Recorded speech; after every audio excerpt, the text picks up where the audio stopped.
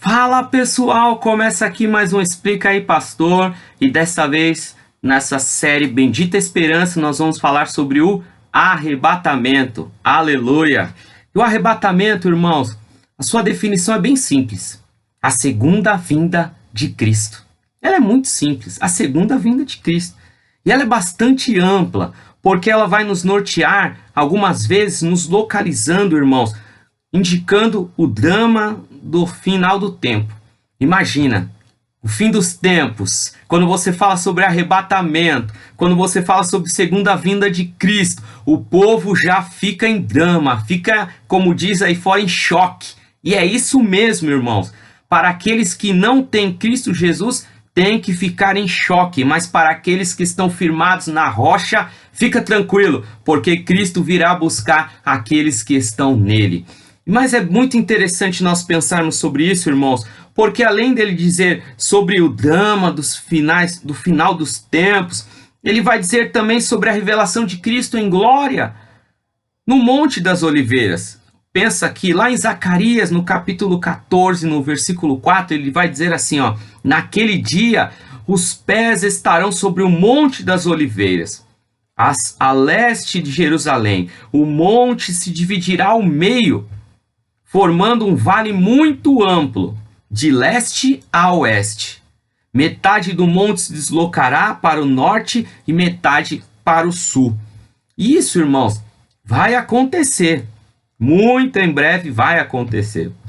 Mas pensa também comigo, irmãos, que o arrebatamento também se diferencia sobre a revelação de Cristo, do arrebatamento da igreja que acontecerá. E aí, irmãos, a gente pensa e a gente aprende a cada dia que a primeira fase da segunda vinda de Cristo, ela é tomada num sentido bem amplo, porque ela se refere ao arrebatamento da igreja. E vai ser abruptamente, irmãos. Pensa, e o que é abruptamente? É sem aviso prévio. Não vai ter, olha, nesta noite vai haver aquela... Não. Não vai ter a musiquinha do Jornal Nacional dizendo Jesus voltará amanhã. Não vai ter isso. Vai ser sem aviso prévio. Jesus levará os que se acharem reparados à sua vinda. E olha o que ele vai dizer lá na primeira carta de Tessalonicenses, no capítulo 4. Ele vai dizer: pois o Senhor mesmo descerá do céu com um brado de comando, com a voz do arcanjo e com o toque da trombeta de Deus. Primeiro os mortos em Cristo ressuscitarão, depois com eles nós, os que ainda estiverem vivos, seremos arrebatados nas nuvens ao encontro do Senhor. Então estaremos com o Senhor para sempre. Detalhe: o arrebatamento, a segunda vinda de Cristo, será para os que estiverem em Cristo. Os que estiverem em Cristo serão ressuscitados e estarão com o Senhor. Como é maravilhoso nós pensarmos que Jesus arrebatará a sua igreja. E breve vem. É abruptamente. É sem aviso, meu irmão. A palavra vai também ter uma palavra grega que vai dizer harpageno somefa. Deve ser isso. Que diz: arrebatados poderosamente às nuvens. Aleluia! Cremos que serão nuvens de glória para nos encontrarmos com ele nos ares, meus irmãos. E aí tem um outro texto, uma outra palavra que diz harpazo, que descreve, irmãos, a ação do ladrão. O ladrão, ele não fala quando vai entrar na sua casa, mas ele entra. Num determinado momento, quando ninguém menos espera, ele entra e tenta levar algo. Da mesma forma será Cristo. Cristo não é um ladrão, ele é o Salvador. Mas ele abruptamente, harpagefomefa, ele vai arrebatar poderosamente as nuvens àqueles que estiverem nele. E isso é maravilhoso nós pensarmos, irmãos, porque o próprio apóstolo Paulo vai nos dizer que ele foi levado de repente com grande poder ao terceiro céu. Ele vai dizer lá na segunda carta de Coríntios, no capítulo 12, diz assim, versículo 2: Conheço um homem em Cristo que há 14 anos foi arrebatado ao terceiro céu. Se foi no corpo ou fora do corpo, não sei. Só Deus o sabe.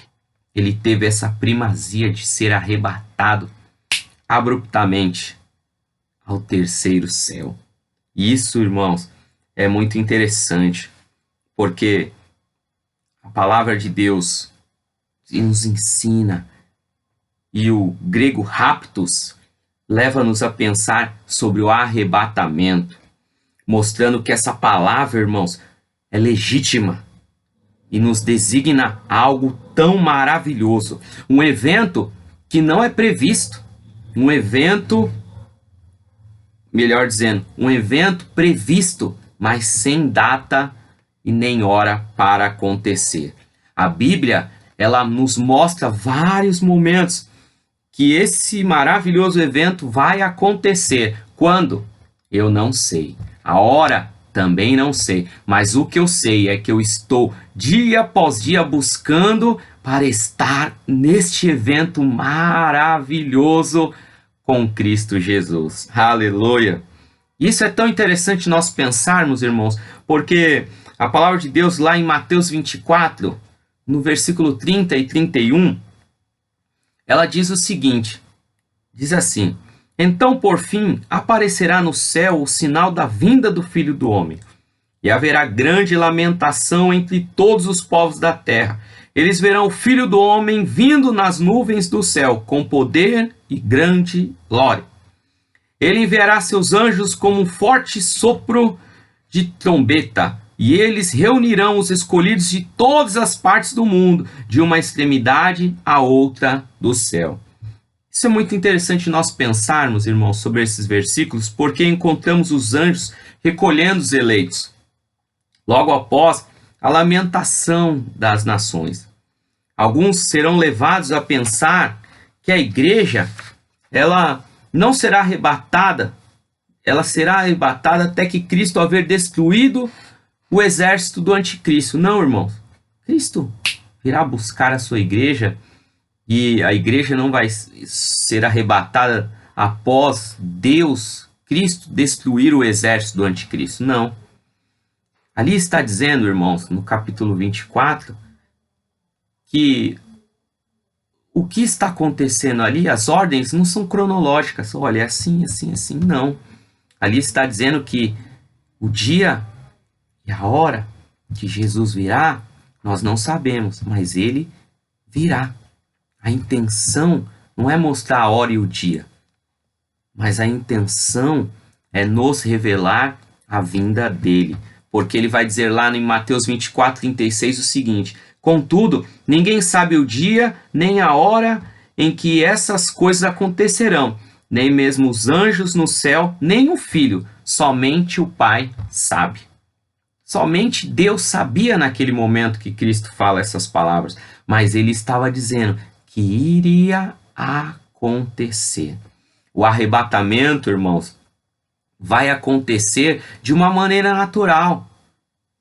Nós podemos pensar, nós podemos estar falando aqui hoje, nesse momento, sobre o arrebatamento, e esse vídeo nem terminar. Por quê? Porque o arrebatamento do mundo, o mundo estará seguindo normalmente o seu curso. Não é algo vai ser não é como uma Olimpíada que todo mundo para ver a Olimpíada. Não é como a Copa do Mundo, não é como a posse de um presidente, não. É algo que vai estar seguindo normalmente. O curso do mundo vai estar normalmente sendo seguido, irmãos. As pessoas estarão envolvidas ali nas suas lidas diárias, no seu trabalho, no seu cotidiano. Tudo vai estar acontecendo normalmente. E então, sem qualquer aviso, um será arrebatado para o encontro com o Senhor nos ares, ao passo que o outro será deixado para sofrer a ira de Deus. E isso que está escrito lá em Mateus, no capítulo 24.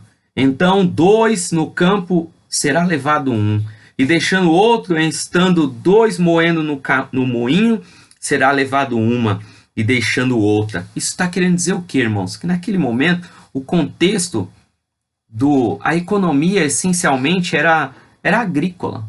Então, Cristo traz o contexto agrícola, focando nesse texto. Mas o que ele está querendo dizer, irmãos, é que não há qualquer indicação de que o mundo estará dominado pelo anticristo por ocasião do arrebatamento da igreja, pois esta retirada será antes da grande tribulação. Pensa comigo, irmãos. A palavra de Deus nos mostra que tem um começo, um meio e um fim. Nós temos que viver a cada dia esperando aquilo que o Senhor tem a nos conduzir. Paulo ele vai nos mostrar algo muito enfático ao profetizar que os mortos em Cristo unir-se-ão aos santos que estiverem vivos, e que ambos serão arrebatados conjuntamente, formando um só corpo, e assim estarão para sempre com o Senhor. Isso é muito interessante, irmãos, porque isso já refuta alguns pensadores, alguns teólogos que dizem que vai haver múltiplos arrebatamentos. Não. A palavra de Deus é bem clara. Jesus virá buscar aqueles que estarão mortos em Cristo, depois aqueles que estiverem vivos serão arrebatados. Isso a gente pode nos firmar, porque a parábola das bodas, nós vemos que todas elas centralizam em Cristo. Quando a noiva é mencionada, outros grupos não se fazem presentes. Por que isso, irmãos? Porque todos são a noiva de Cristo. Olha o que o texto fala lá em Mateus 9,15. Jesus respondeu: por acaso os convidados de um casamento ficam de luto enquanto festejam com o noivo? Um dia, porém, o noivo lhe será tirado e então jejuarão. Isso está querendo dizer o quê? Jesus estava usando diferentes aspectos, irmãos, de uma festa para nos explicar o nosso relacionamento com Ele. Então, alguns acham que vai ter diferentes momentos de arrebatamento. Não, o arrebatamento será único. Vai ser um arrebatamento. Primeiro, Ele ressuscitará aqueles que estão mortos nele e depois aqueles que estão vivos. Mas somente aqueles que estão em Cristo Jesus. Porque, irmãos, a noiva de Cristo representa a sua totalidade, a igreja na sua totalidade. Isso já refuta algumas igrejas que falam, só a igreja A, só a igreja B. A minha igreja vai ser salva. A minha igreja... Não, irmãos, todos somos a noiva de Cristo. Não tem igreja A, não tem igreja B. Lá no céu não vai ter casa da igreja A, casa da igreja B, campo A, campo B. Todos somos filhos de Deus. Todos somos a noiva de Cristo. E isso leva-nos a pensar que a volta, a noiva, representa um relacionamento íntimo com Cristo Jesus, que se encontrará no seu completo cumprimento nas bodas do Cordeiro. Pensa comigo, irmão. Apocalipse, capítulo 19, no versículo 7 e 8, ele diz assim: alegremo-nos, exultemos a ele, demos glória, pois chegou a hora do casamento do Cordeiro e sua noiva já se preparou. Ela recebeu um vestido do linho mais fino, puro e branco, porque o linho fino representa os atos justos do povo santo. Está dizendo aqui que vai ter várias festas. Não, irmãos, é uma festa do noivo com a noiva. A noiva é a igreja do Senhor.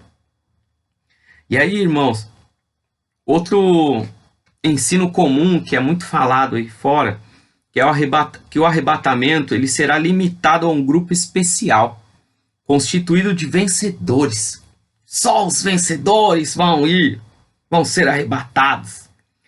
Mas e quanto ao restante da igreja, irmãos? Ficará para trás? Vai atravessar a grande tribulação? Depois haverá um eventual arrebatamento? Não, irmãos. Nós temos que examinar a Bíblia. E a Bíblia fala acerca dos vencedores. E nós vemos que os que vencerem são os que comerão do fruto da árvore da vida, e não serão atingidos pela segunda morte, nem terão seus nomes riscados do livro da vida. Olha o que a palavra de Deus vai nos dizer lá em Apocalipse, capítulo 2, versículo 7. Quem tem ouvidos para ouvir, ouça o que o Espírito diz às igrejas. Ao vitorioso darei o fruto da árvore da vida, que está no paraíso de Deus. E no versículo 11 do mesmo capítulo ele diz: quem tem ouvidos para ouvir, ouça o que o Espírito diz às igrejas. Quem for vitorioso não sofrerá o dano da segunda morte. E lá no capítulo 3 do livro de Apocalipse, no versículo 5 ele diz: o vitorioso será vestido de branco. Jamais apagarei seu nome do livro da vida, e confirmarei diante de meu Pai e de seus anjos que ele me pertence. Sabe o que está querendo dizer isso, irmãos? É que não há um grupo seleto, especial de vencedores, mas vencedor significa aquele que conquistou, aquele que ganhou, aquele que alcançou, aquele que foi vitorioso até o final. E aquele que não ganhar é o que não está em Cristo. E esses versículos, irmãos, eles nos mostram em Apocalipse claramente que os que não vencerem vão perder o direito de entrar na Nova Jerusalém. Mas os que vencerem terão o fruto da árvore da vida. Não sofrerão o dano da segunda morte. E não será apagado o seu nome do livro da vida. Os vencedores não são apenas um grupo seleto, mas são todos aqueles que estiverem a cada dia que passa, buscando em espírito e em verdade o santo nome do Senhor Jesus Cristo. Pois quem é o vencedor? Já parou para pensar? O vencedor é, meu irmão, aquilo que está escrito na primeira carta de João, no capítulo 5, no versículo 4. Pois todo aquele que é nascido de Deus vence este mundo, e obtemos essa vitória pela fé. Todos cristãos regenerados fazem parte desta grande vitória, deste grande grupo vitorioso da igreja do Senhor, da noiva do Senhor, aqueles que vencerem o mundo, aqueles que nasceram de Deus e que vencem o mundo, obterão a vitória pela fé. Ou seja, para alcançarmos essa plena vitoriosa é preciso nós acreditarmos, continuarmos crendo que Jesus Cristo é o Filho de Deus. E só dessa forma, irmãos, nós vamos a cada dia obter a vitória infalível através de Cristo Jesus. E eu glorifico a Deus, porque somente Cristo pode nos fazer mais que vencedores. Para finalizar, eu quero ler o texto que é tremendo, o texto da primeira carta de Coríntios, capítulo 15, versículo 55 e diante, que diz: ó morte, onde está sua vitória? Ó morte, onde está seu aguilhão? O pecado é o aguilhão da morte que nos fere, e a lei é o que torna o pecado mais forte. Mas Graças a Deus, que nos dá vitória sobre o pecado e sobre a morte por meio de nosso Senhor Jesus Cristo. E aí ele termina dizendo: portanto, meus irmãos amados, sejam fortes e firmes. Trabalhem sempre para o Senhor com entusiasmo, pois vocês sabem que nada do que fazem para o Senhor é inútil. O arrebatamento, para alguns, é um drama. Para nós, é nada mais, nada menos que algo que nós já estamos esperando. A segunda vinda de Cristo, para aqueles que buscam a Deus em sinceridade, é aquilo que nós mais pedimos. Para outros que visam tantas coisas que o Evangelho traz, as pessoas estão: Jesus, não volta agora não. Jesus, não volta agora não, tá tão bom. Mas para nós, irmãos, que esperamos ardentemente em nossos corações a segunda vinda de Cristo, o arrebatamento vem. E a nossa oração é: Senhor, vem, nos arrebata poderosamente as nuvens de glória. Deus abençoe, meu irmão, fica na paz do Senhor. E aqueles que ainda não viram o primeiro e o segundo episódio, vejam, sigam, procurem aprender mais de Deus para a glória do Senhor. A paz do Senhor, um abraço e que Deus abençoe o seu final de semana mais ainda. A paz.